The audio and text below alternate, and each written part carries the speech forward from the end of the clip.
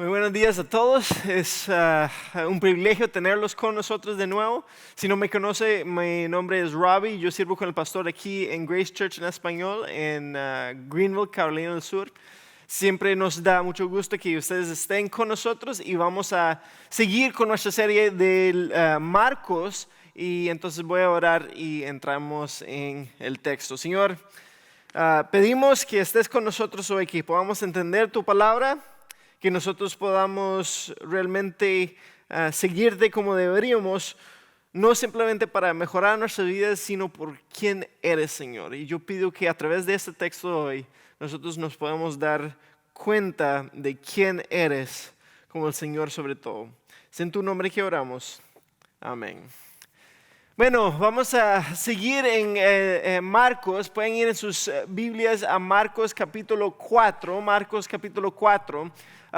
Normalmente vamos pasaje por pasaje a través de libros, pero por esta serie durante el verano aquí en Estados Unidos nosotros estamos solo haciendo algunos pasajes selectos sobre la vida de Jesús y para realmente ayudarnos a ver quién es, entender qué es el Evangelio. Eso es lo que vimos la semana pasada al dar un marco histórico de todo lo que Dios ha hecho a través de la historia de redención y eventualmente nos lleva a Jesús. Y vimos la semana pasada que Jesús es Dios, entonces a través del resto del libro vemos pistas, milagros, señales, parábolas, cosas que Él está enseñando que nos demuestra que Él es Dios. Y eso es el punto justo del pasaje de hoy.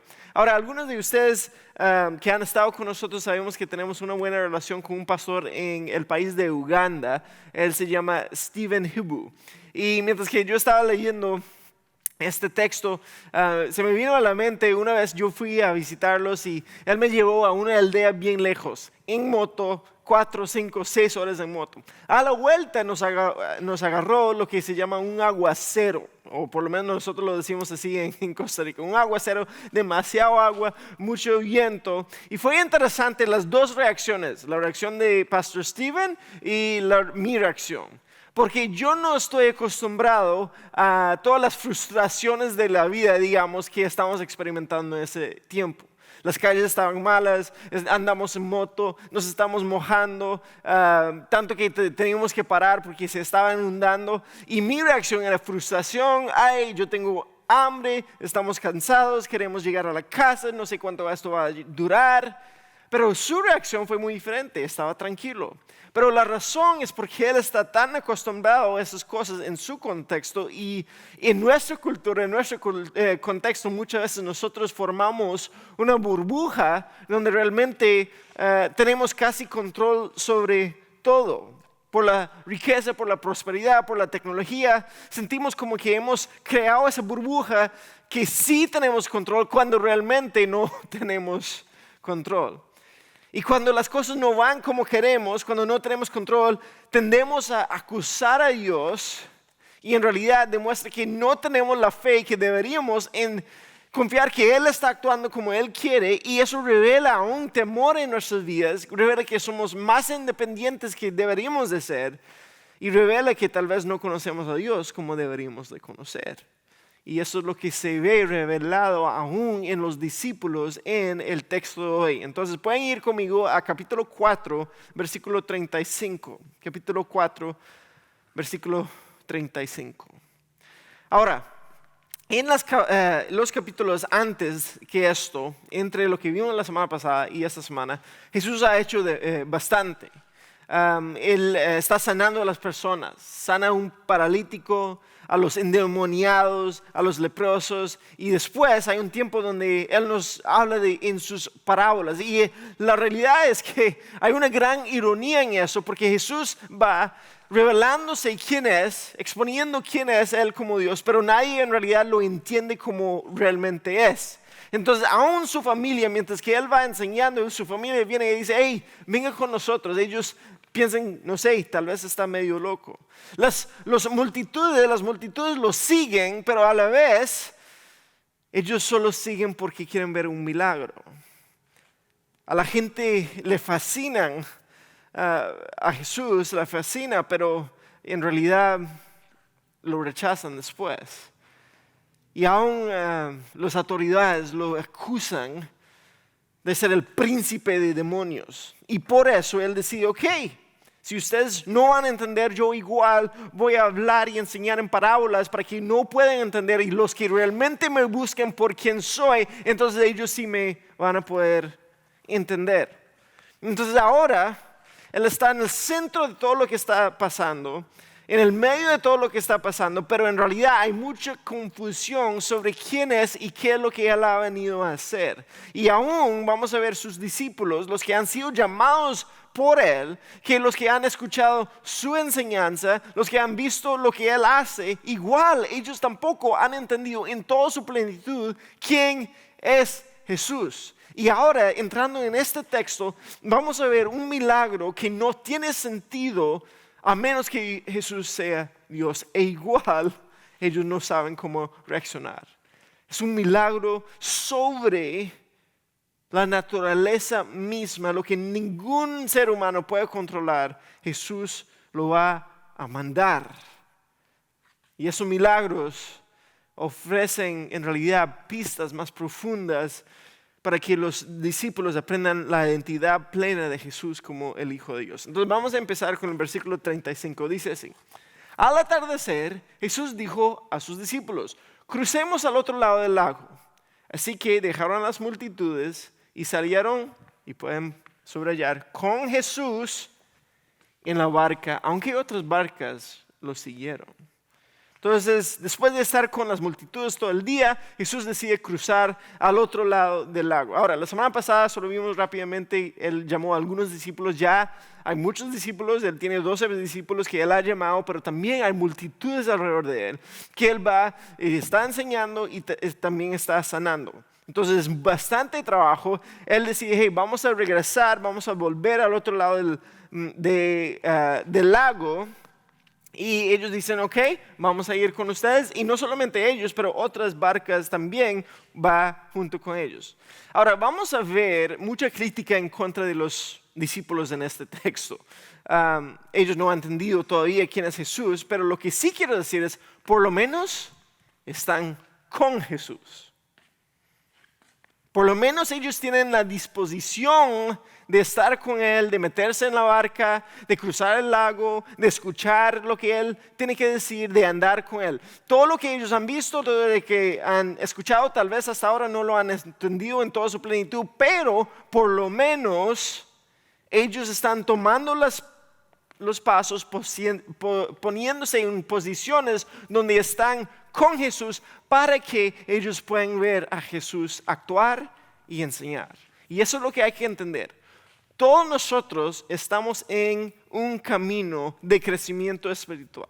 Y algunos de nosotros tal vez apenas estamos escuchando de Jesús y su evangelio, y otros ya tienen años de estar en el evangelio. Hay otros que han escuchado por mucho tiempo. Pero tal vez lo puedo dibujar en un gráfico aquí. Digamos que eso es un rango de personas que conocen y no conocen a Jesús. Entonces, de este lado tenemos personas que tal vez no conocen nada de Jesús. Y tal vez o es la primera vez que están escuchando este mensaje, es la primera vez que están asistiendo a una iglesia. Nunca han escuchado nada, es la primera vez y tal vez es simplemente algo que está muy fuera de contexto para ellos. Hay otros que tal vez tienen algunos familiares que están alrededor de ellos, que son creyentes, han escuchado la palabra evangelio, pero no saben mucho, pero sí están un poco más cercanos a tener la oportunidad de escuchar a Jesús. Hay otros, digamos en el medio, que son muy neutrales.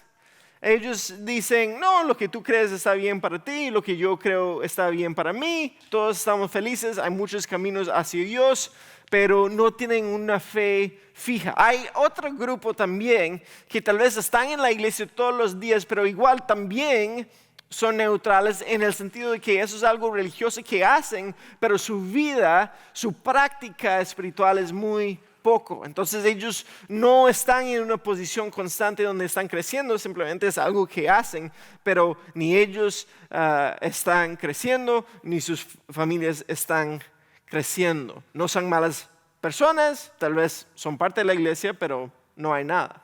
Pero después hay otros que van moviendo un poco más.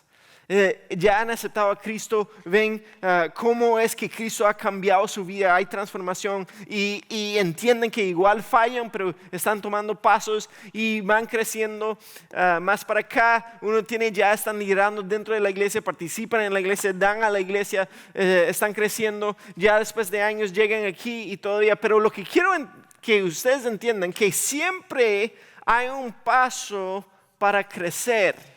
Siempre hay más para aprender, siempre hay más para avanzar en nuestra espiritualidad. Nunca vamos a llegar a conocer a Cristo en toda su plenitud, siempre se puede crecer, nunca vamos a tener la espiritualidad como ya fácil aquí en mi bolsillo. Incluso yo estoy hablando con un amigo esta semana y yo le dije, sería tan más fácil, mucho más fácil simplemente rendirnos a nosotros, a los deseos. Entonces, para mí sería muy fácil poner toda mi prioridad, todo lo que yo quiero en producir dinero por mi propia avaricia. Y no es tanto para el dinero, es simplemente porque a mí me gusta producir. O tal vez para otras sería mucho más fácil poner su lujuria y buscar toda su satisfacción y placer en las mujeres o los hombres y el sexo. O hay otros que sería mucho más fácil rendirse y ser perezosos y solo buscar entretenimiento y diversión. Dedicar nuestras vidas a esas cosas es mucho más fácil. Seguir a Jesús es difícil, pero lo hacemos no porque es mejorar nuestro estilo de vida, es porque tenemos nuestras vidas enfocadas, nuestra mirada enfocada en Cristo, fijada en Cristo, el autor, el iniciador y el perfeccionador de nuestra fe, como dice en Hebreos 12:2. Y mientras que estamos enfocados en Cristo, Él va revelándose a nosotros en las diferentes áreas de nuestras vidas. De verdad, si estamos buscando a Cristo, Él nos puede ayudar a tomar esos pasos hacia adelante en crecimiento. Esa es la idea de ponernos en una posición donde Él puede realmente, donde podemos nosotros realmente aprender de Él y verlo a Él. Por el otro lado, si no nos ponemos en una posición de estar cerca de Él, si estamos enfocados nada más en mi vida, mi trabajo, mi negocio, mi familia, lo que yo quiero en mis deseos, es difícil verlo obrar, es difícil ver quién es realmente Cristo como Dios. Así que es importante, aunque vamos a ver mucha crítica en cuanto a esos discípulos, por lo menos ellos están con Él, están viendo a Él, y aunque fallan, ellos están donde tienen que estar. Y la pregunta para nosotros y para ustedes es si nos ponemos en una posición para crecer. Si nosotros constantemente estamos haciendo lo que tenemos que hacer para ver a Jesús. Si nosotros estamos comprometidos a disciplinas espirituales donde Dios puede obrar en nuestros corazones. Y no solamente a nosotros, sino a nuestras familias también. Veo tantas veces que ponemos más énfasis para que nuestros hijos puedan ser mejores en un deporte o pueden ser buenos en la escuela, pero no les proveemos nada para que ellos crezcan espiritualmente. Nos ponemos en una posición y los ponemos en una posición donde realmente podemos ver a Jesús y crecer. Sigo leyendo, versículo 37. Pronto, entonces van cruzando el lago, el mar, y eso es lo que pasa. Pronto se desató una tormenta feroz y las olas violentas entraban en la barca y la cual empezó a llenarse de agua. Eso no es una buena escena. Y de repente, tormenta grande, olas grandes y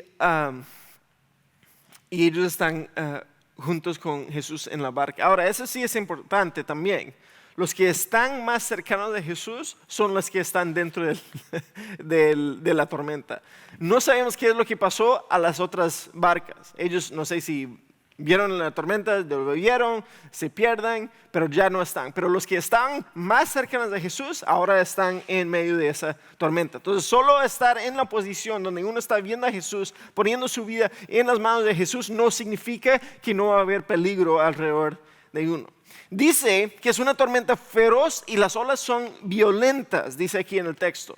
Tanto que el agua está entrando en el barco. Entonces, acuérdense que esa es una población que está acostumbrada a esas tormentas. Ellos lo conocen, varios de ellos son pescadores, viven su vida en el lago, en ese mar. Y por la posición donde se ubica el mar de Galilea, donde están ellos, eso es algo normal. Baja los aires, baja los vientos y por eso por alguna razón, crea tormentas muy grandes que pasan de repente. Entonces ellos han crecido en ese ambiente, saben cómo manejar las tormentas así. Eso es algo normal para ellos. No es como si yo y mi familia vamos a la playa y de repente viene un huracán y no sabemos qué hacer, porque nunca hemos crecido en ese ambiente. Pero ellos conocen eso. Entonces, cuando habla de tormenta feroz y olas violentas y que ellos se asustan, eso tiene la conclusión, es que eso fue una tormenta grande, tal vez aún más grande que lo normal. Sigo leyendo. Todo está pasando, una locura de tormenta, y aquí está Jesús. Jesús estaba dormido en la parte posterior de la barca, con la cabeza recostada en una almohada. Los discípulos lo despertaron. Maestro, ¿no te importa que nos ahoguemos? Gritaron. Ahora, hay varias cosas que tenemos que ver aquí. Aún en medio de la tormenta, Jesús está dormido. Entonces, estamos viendo el cansancio que tiene Jesús. No sé si a ti te pasa a veces, pero uno está medio dormido, se trata de levantarse y no puede, pero es por simplemente la cantidad de cansancio y sueño que uno tiene. Es como yo me lo imagino aquí en este momento. Y lo importante aquí es que vemos ahora a Jesús en toda su humanidad. Si no me equivoco, esa es la única historia que menciona que Él estaba durmiendo. El creador del universo, el Dios sobre todo, tuve que experimentar cansancio al venir y estar sujeto a un cuerpo de ser humano. Así que Él está durmiendo aun mientras que la barca está llenando de agua. Entonces ellos lo despiertan. Pero vea el tono. Hey, maestro, ¿no te importa que nos ahoguemos? Gritaron. Ellos están asustados y empiezan a gritar a Jesús que ellos necesitan su ayuda. Ahora, hay varios contrastes aquí. La primera es esa actitud y acción de los diferentes personajes entre Jesús y los discípulos. Por un lado, Jesús tranquilo, dormido. Por el otro lado, tenemos a los discípulos, quienes yo veo como frenéticamente tratando y intentando de salvarse a sí mismos, viendo el agua entrar, tirando los baldes de agua para afuera, viendo a ver cómo se pueden sobrevivir. Entonces el carpintero de la tierra, digamos, está dormido y tranquilo. Los pescadores, hombres del mar, ellos están asustados. Y creo que eso refleja mucho aún en nuestras propias vidas. Por lo menos yo sé que en mi vida, cuando hay mucha presión o todo parece que está yendo mal o simplemente hay una locura de horario, me sobrecomprometo a las cosas, eso es cuando mis instintos empiezan a empoderar y empiezo a hacer todo el trabajo bajo mis propias fuerzas y bajo mi propio poder. Y entonces intento salvar a mi vida en medio de una barca que literalmente está inundando. Eso es lo que yo experimento en mi vida y lo veo aún en la vida de muchos de ustedes. Cosas que están fuera de su control y ustedes siguen intentando controlarlos. Entonces, hijos grandes que se han hecho malas decisiones y sus vidas son desastres. O tomamos malas decisiones de invertir dinero o gastar dinero, o hay una pérdida de trabajo. O hay miembros de la familia que han muerto y todo el dolor del pasado empieza a surgir dentro de la familia. Hay mucha tensión, hay mucho conflicto. Un sinfín de cosas que son resultados del pecado, nuestro pecado, pecado de otros y también la realidad de vivir en un mundo caído. Y nosotros, en el medio de todo ese caos que está pasando, frenéticamente intentando a controlar todo y salvar todo, y no queremos dejar que la barca, nuestras vidas se inundan. Y en el medio de eso, tal vez llegamos al punto, hey, yo no puedo hacer eso. Dios, ¿dónde estás? ¿Por qué no me estás ayudando? Le gritamos. ¿Por qué no actúas? ¿No nos ve ahogando aquí? ¿No te importa que nosotros estamos sufriendo? Y empezamos a hablar a Él, de demandar a Él, de resentirlo a Él, y empezamos a enojarnos con Él, empezamos a demandarlo a Él, que Él debe hacer lo que nosotros queremos, y actuamos como niños mal criados. Ahora, cuando ellos dicen eso, yo me pongo a pensar, ¿qué es lo que ellos pensaban que Él iba a hacer? ¿Pensaban que Él iba a agarrar el balde de agua y sacar el agua con ellos? Yo no sé. ¿Quién sabe qué es lo que ellos están? Pero sí sé que ellos están esperando que les da una mano para ayudar. Pero en sus mentes yo no sé cómo Él iba a ayudar.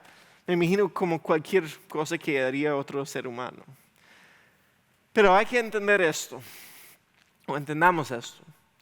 Ellos vienen a Jesús en este momento de desesperación, motivado por el temor, no por la fe.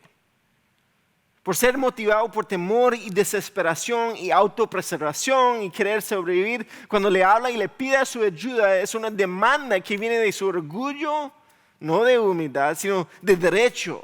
Y muchas veces yo creo que esa es nuestra actitud con Dios en medio del caos de nuestras vidas, que muchas veces es por nuestra propia culpa que nosotros hemos creado. En nuestro temor vamos hacia Dios y decimos, y llegamos enojados, frustrados, y decimos, Dios, ayúdanos. Pero eso viene del temor de perder control de lo que está pasando en vez de realmente tener fe que Él está en control. Entonces la pregunta para nosotros es, ¿cómo se ve en nuestra vida confiar en Jesús? No por temor, sino por fe. No ser motivados por el temor, sino motivados por la fe. Cuando el negocio, el trabajo no va como queremos, ¿qué es lo que significa decirle, Dios, eso es tu negocio? Por favor, ayúdame en eso. En vez de, Dios, no me está yendo bien, voy a perder todo, ¿por qué no me ayudas?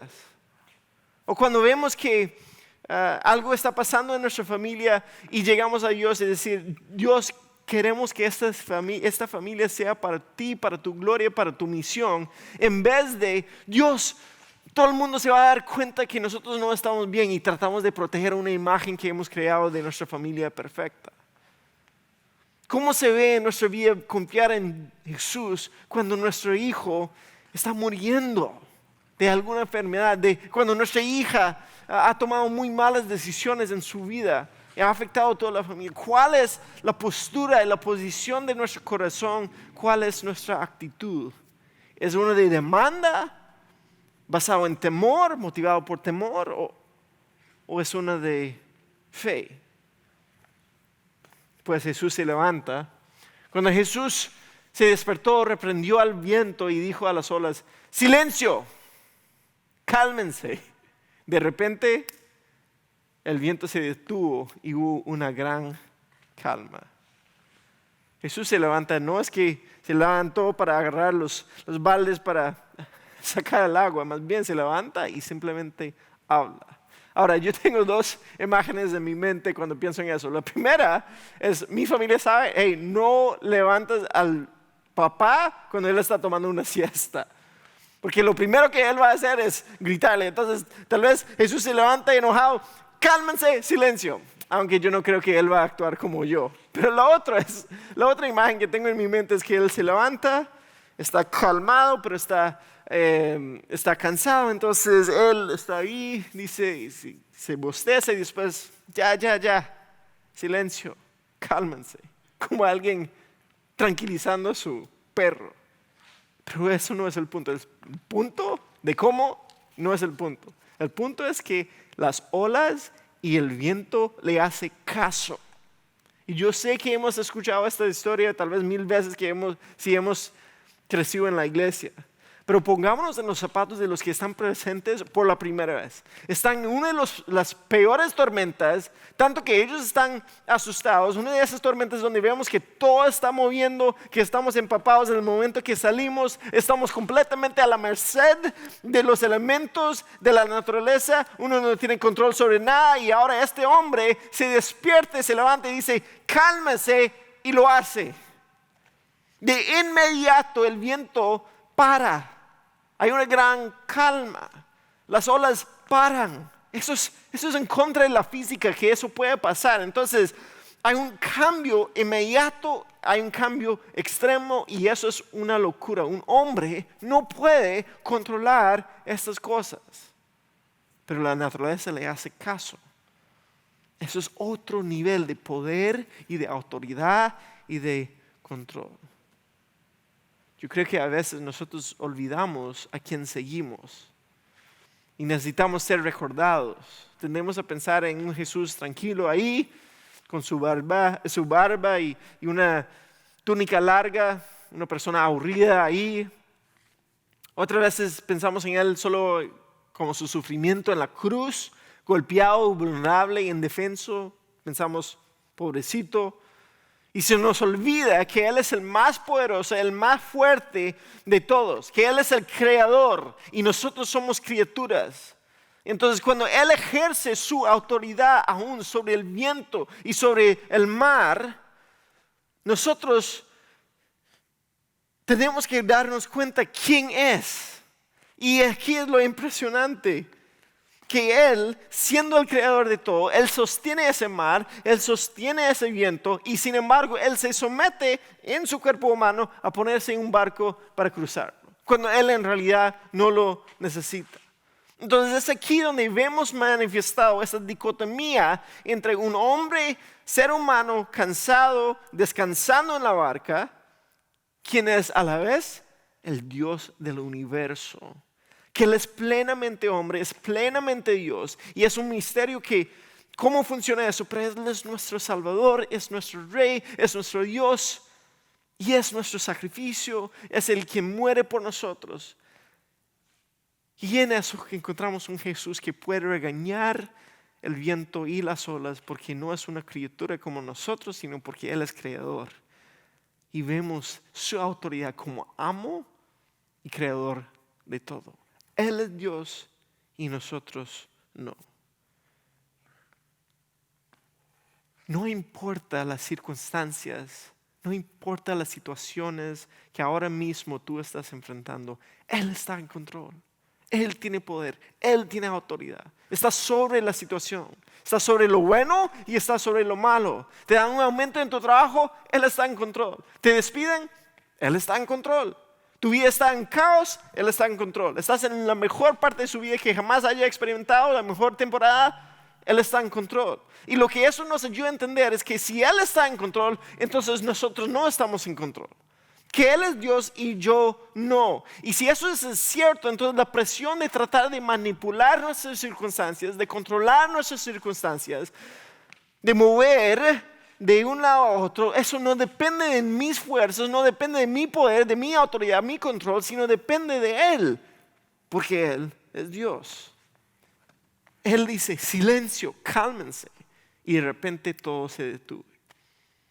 Luego Él les preguntó, ¿por qué tienen miedo? ¿Todavía no tienen fe? Aquí vemos ese contraste entre fe y temor. La pregunta que Él hace es interesante. ¿Por qué tienen miedo? Él dice, ustedes me han visto en acción, me han escuchado predicar, saben que yo digo quién soy, como el Dios sobre todo, estás con el que está encargado, igual tienen miedo. Lo que significa que es que todavía ustedes no han creído como deberían. Todavía ustedes no han entendido quién soy yo. Entonces, mientras que estoy con ustedes, dice Jesús, no deberían de tener miedo. Si Dios está a nuestro lado, no tenemos nada que temer. El caos del mundo, aun si enfrentamos la muerte, al final, Él es quien nos da vida eterna. Eso es lo que Él promete. Pasa lo peor que pueda pasar.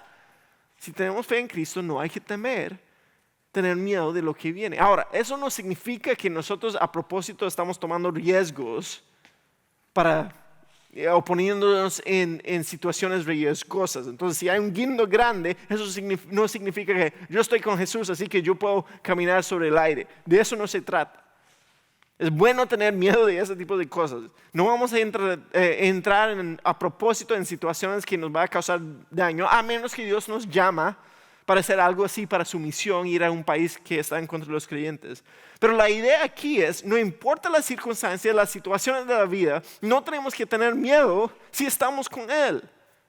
Pero no es por nosotros ni por nuestra fe, es por Él. A veces yo veo que las personas dicen o hacen cosas en fe, pero su fe no está en Dios, está en el positivismo, está en sí mismos, aún ponen su fe en la fe y dicen, mi fe me va a salvar. No, nuestra fe en Dios nos hace saber que Dios nos va a salvar. Entonces yo tengo fe en el hecho que Dios me va a salvar y eso es lo que me salva. Pero desafortunadamente veo muchas personas, a unas personas de nuestra congregación que viven sus vidas a base de ese miedo en vez de a base de la fe. Y una vez más, no estoy hablando de que vivir orgullosamente demandando que todo va a ir bien. Estoy hablando de vivir independencia, sabiendo que Dios está en control y con una tranquilidad de que pase lo que pase, Dios está a mi lado. Aún esta semana, alguien me escribió y yo le pedí si yo podía usar esto como ilustración. Esa persona ha estado esperando 5 años para que se resuelva algo en su vida.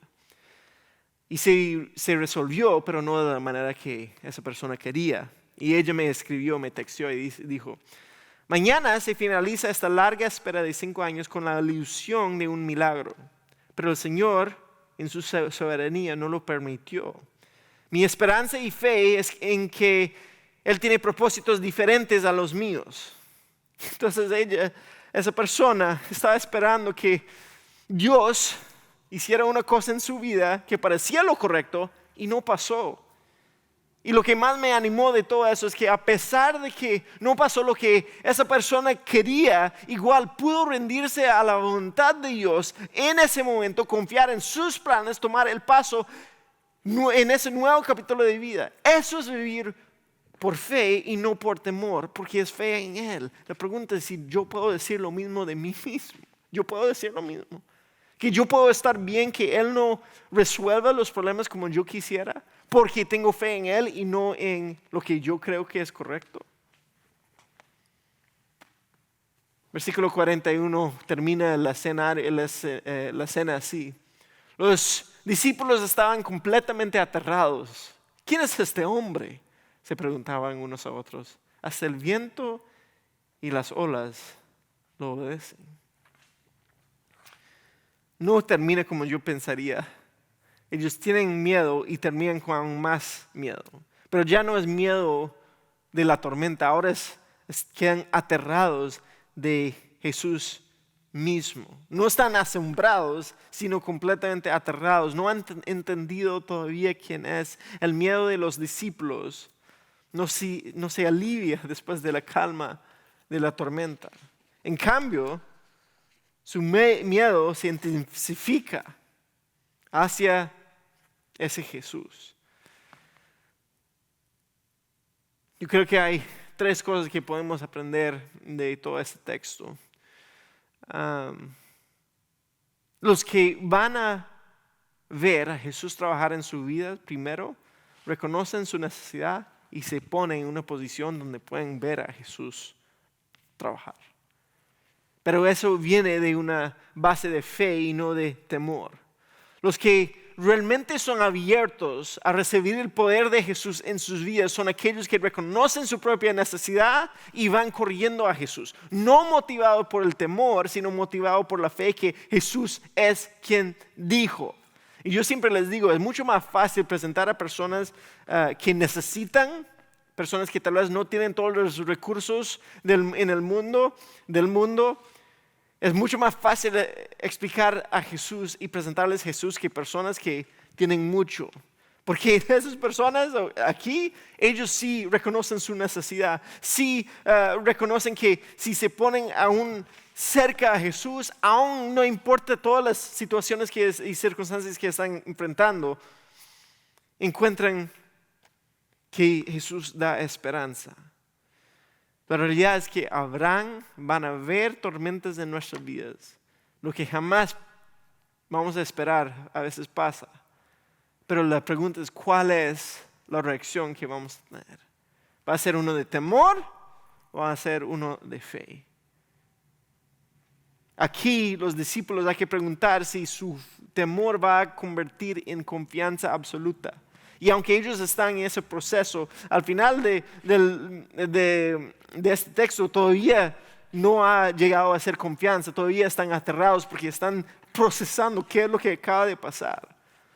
Pero cuando nosotros estamos en las situaciones donde no tenemos control, cuando todo parece un caos en nuestras vidas, ¿sería posible para nosotros tener más confianza en Cristo?